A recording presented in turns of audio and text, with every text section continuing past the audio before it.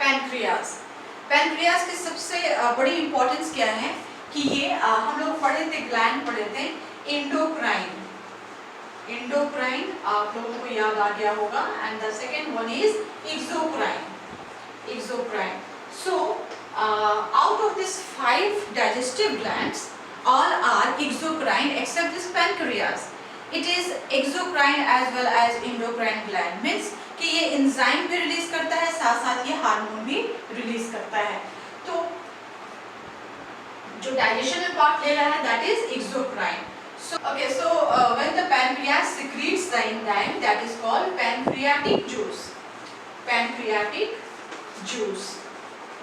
And this pancreatic juice consists of, ये कौन कौन सा एलिमेंट्स कंटेन करता है, कौन कौन सा एंजाइम्स है इसके पास? So that is trypsin. Trypsin. Second amylase, उसको आप पैनक्रियाटिक एमाइलेज भी कह सकते हैं, जैसे सैलिवरी एमाइलेज था, एंड द लाइपेज। लाइपेज आप लोगों को आसानी के लिए एक ट्रिक्स में देती हूँ कि आप कैसे याद रख पाएंगे कि कौन सा एंजाइम्स किस फूड कंपोनेंट को डाइजेस्ट करता है। आप ये ध्यान देखना कि जहाँ लास्ट में जो एज लगा हुआ है सफिक्स, ये हमेशा कार्बोहाइड्रेट को डाइजेस्ट करेगा, और जहाँ पर एसिन सफिक्स लगा है दैट इज वो प्रोटीन को करेगा। तो अब आप यहाँ पे कह सकते हो कि दिस लाइपेज में भी एस लगा हुआ है, ठीक है। सो दिस इज तो ये इसका दिस इज द एक्सेप्शन। ये ट्रिप्सिन जो स्टमक में जो प्रोटीन का डाइजेशन हुआ था, और प्रोटीन का डाइजेशन होने के बाद वो प्रोटीओज में कन्वर्ट हो गया, तो ये ट्रिप्सिन उस प्रोटीओज को अब पेप्टाइन पेप्टाइन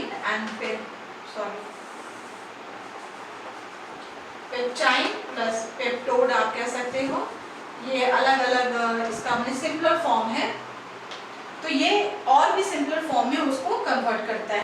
ओके, ये एमाइलेज जो है, चूंकि ये कार्बोहाइड्रेट को डाइजेस्ट करता है, तो जो माउथ में डाइजेशन हुआ, आप याद करो स्टमक में, यानी कि गैस्ट्रिक जूस जो है वो कार्बोहाइड्रेट को डाइजेस्ट नहीं कर रहा था।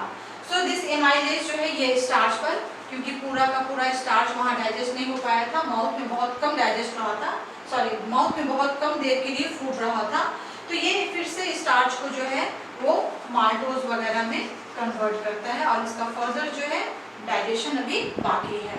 लाइपेज जो है, ये लाइपेज फैट को, इट एक्ट्स ऑन फैट, एक तो फैट का इमल्सिफाइज फैट को ये कन्वर्ट करता है फैटी एसिड में और ग्लिसरॉल में, दैट इज ग्लिसरॉल, ये इसमें कन्वर्ट करता है। तो ये एंजाइम्स और ये इसके फंक्शन अभी है कि ये तो इसके एक्सोक्राइन ग्लैंड का ये फंक्शन हुआ। सो ये भी क्वेश्चन है कि which gland is endocrine as well as exocrine gland. So this is pancreas. तो एंडोक्राइन इसका नेचर क्यों हुआ? एंडोक्राइन जो है पैनक्रियाज का जो ये एक बहुत ही इस तरह का एक लीफ की तरह का एक स्ट्रक्चर है, जो कि स्टमक के नीचे और स्मॉल इंटेस्टाइन्स के फोल्ड में ये इसका लोकेशन है। तो इसमें एक स्पेशल तरह का बीच में सेल्स होता है, जिसका अलग अलग नाम है, जो आप लोगों को आगे पढ़ना है, फिलहाल इसमें नहीं। तो इसको कहते हैं, इसका नाम है islet of Langerhans. Islet of Langerhans. ये मैं मैं जितना भी आप लोगों को यहाँ पर पढ़ा रही हूँ, इस सबका नोट्स जो है सबका नोट्स जो है वो डिस्क्रिप्शन बॉक्स में जो लिंक दिया हुआ है उसमें आपको अवेलेबल मिलेगा। इसलिए अगर यहाँ पर थोड़ा मेसी भी हो जाता है तो आप सिर्फ समझने पर ध्यान दो।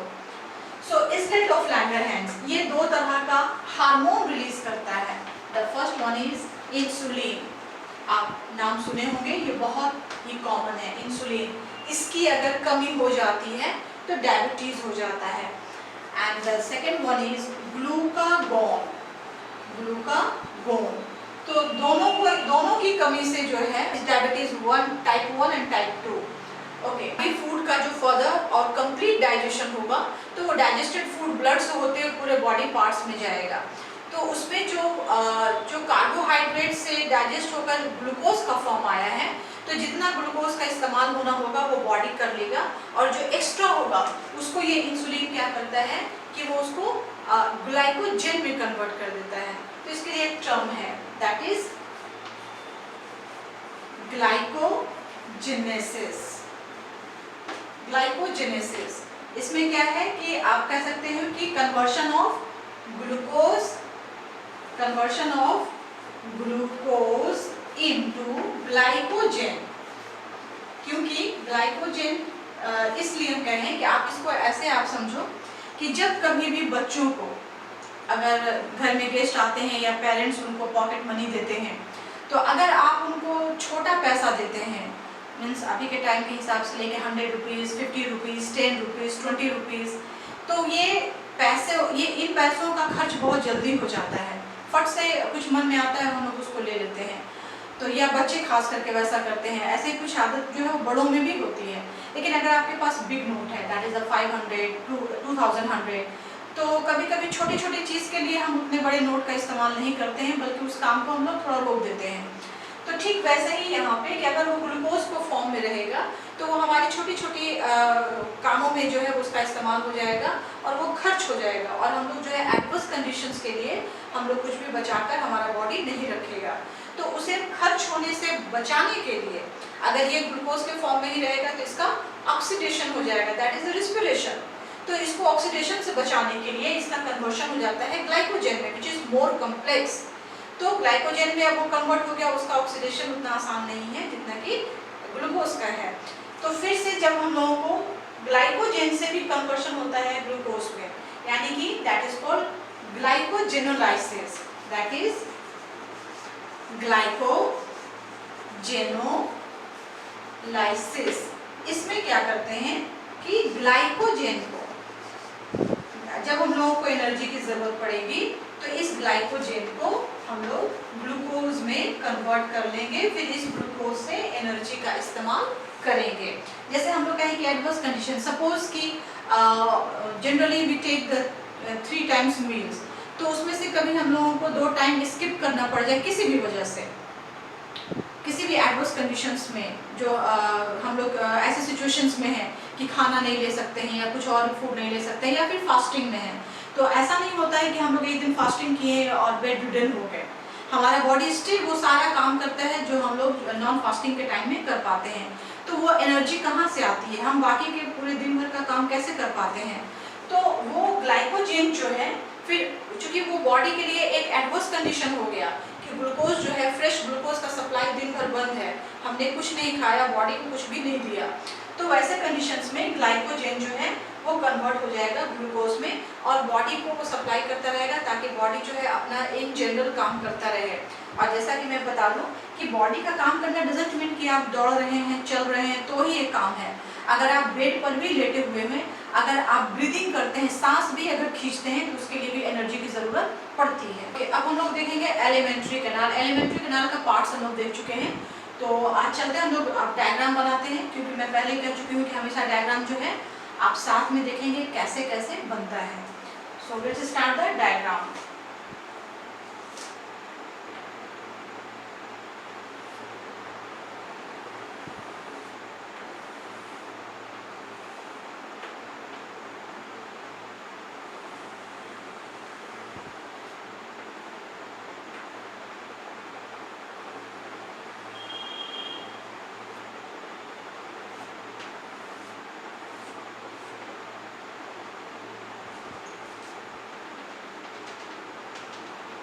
आप ऐसे अंडरलाइन कर लेते हैं तो आप लोगों को एक आइडिया मिल जाता है, क्योंकि कई बार ऐसा होता है कि हम जब डायरेक्ट बना रहे होते हैं तो ये कुछ इधर से इधर हो जाता है। तो आप ऐसे इस तरह का एक डॉटेड स्ट्रक्चर्स ले लें ताकि आपको डायग्राम जो है वो करने में आसानी हो जाए।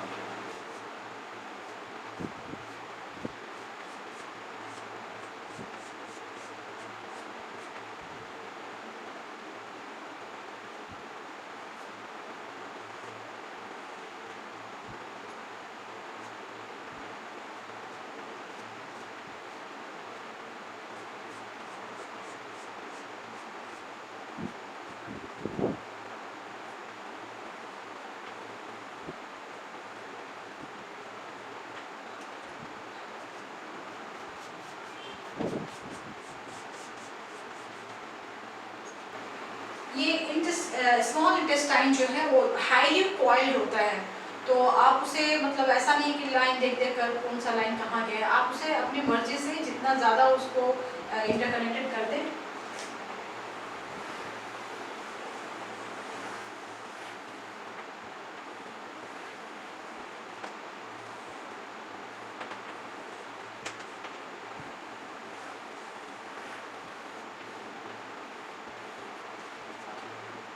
तो अब आप इसकी लैबिंग देखिए बहुत अच्छी तरह से। ये जो है ये माउथ पार्ट से है, तो आप इसको simple this is oesophagus. Oesophagus को आप सिंपली जो है वो फूड पाइप कह सकते हैं, फूड ट्यूब कह सकते हैं। This is stomach.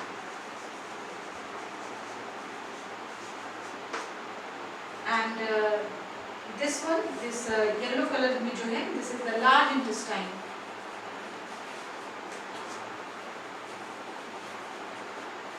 Large intestine.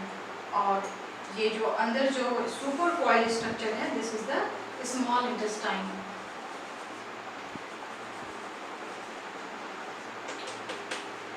This one is rectum. And this opening is called the anus. और ये जो इस तरह का ये जो स्ट्रक्चर दिख रहा है, this is the vermiform appendix. यहाँ पर अभी हम लोग और थोड़ा क्लियर करेंगे। अब हम लोग यहीं पर जो है पूरे डाइजेस्टिव सिस्टम को समझेंगे, उसमें कौन सा पार्ट है उसे भी देख लेंगे, और चूंकि अभी हम लोगों ने एंजाइम्स पढ़ा है तो उस एंजाइम्स को भी देखेंगे। तो माउथ में सबसे पहले हम लोगों ने टंग को लगभग देख लिया है, क्योंकि उसमें सैलिवरी ग्लैंड को पढ़ते समय में, तो ये माउथ में हम लोग के पास था टंग। तो टंग जो है that is the highly muscular structure और the fold of skin and it has the sensory buds. आप जब टंग देखते हैं, आपके टंग में जो है आप उसका कहेंगे कि पैपिली कहते हैं, वो बहुत ही रफ दिखता है। आप कभी उसको आईने में आप टंग को देखो, आपका जो अपर सरफेस जो है दैट इज वेरी रफ, तो उसे पैपिली कहते हैं and it is that is very sensitive to the taste. और हमारे टंग का जो हर एक एरिया है वो अलग अलग तरह के टेस्ट के लिए होता है। तो जनरली टंग का काम क्या होता है, ये बोलने के लिए ऑफ कोर्स, कि इसके बगैर अगर टंग मोटा है तो आपकी आवाज़ क्लियर नहीं आएगी। टंग आपका अगर अटैच है आपके माउथ में किसी भी रीज़न से, तो भी आप क्लियर नहीं बोल पाते हैं। टंग जो है वो टेस्ट के लिए है एंड टंग जो है that is it helps in mixing of the food with the saliva. जब हम लोग खाते हैं तो आप जस्ट आप खाने के टाइम में आप देखो कि आपके माउथ में कौन सा पार्ट्स क्या काम कर रहा है, तो आप देखेंगे कि टंग जो है वो आपके फूड को उलट पुलट करता है और सैलिवा के साथ उसको मिक्स करता है। तो ये टंग का जो है बहुत इंपॉर्टेंट रोल है। एंड ये चीज़ भी जब हम लोग टंग को टेस्ट की बात करते हैं, तो टंग जो है वो स्वीट, सॉल्ट एंड सॉर, ये तीन चीज़ आप ये देखो कि तीनों जो है वो एस से ही स्टार्ट होता है।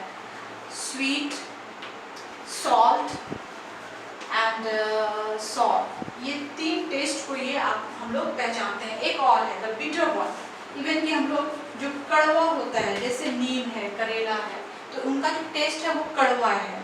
तो इन सारे टेस्ट को हम लोग ये चार टेस्ट को हम लोग पहचानते हैं। एक पांचवा टेस्ट भी है, जैसे कहते हैं तीखा। बहुत लोग जो है तीखा खाना पसंद करते हैं, वो एक्स्ट्रा मिर्च लेते हैं। तीखा नहीं है तो कहते हैं खाने में टेस्ट नहीं है। लेकिन मैं यहाँ पे एक चीज़ मतलब कि आप जानते हैं, लेकिन जनरली हम लोग उस बात को रिमाइंड नहीं करते, रिकॉल नहीं करते हैं कि जो तीखापन है उसको उसके तीखेपन को जानने के लिए टंग के पास कोई सेंस ऑर्गन अपने आप में है, इसके पास कोई स्पेशल सेल्स नहीं है कि वो तीखेपन को पहचानता है। एंड एक्चुअली द तीखापन जो है वो टेस्ट की कैटेगरी में है ही नहीं।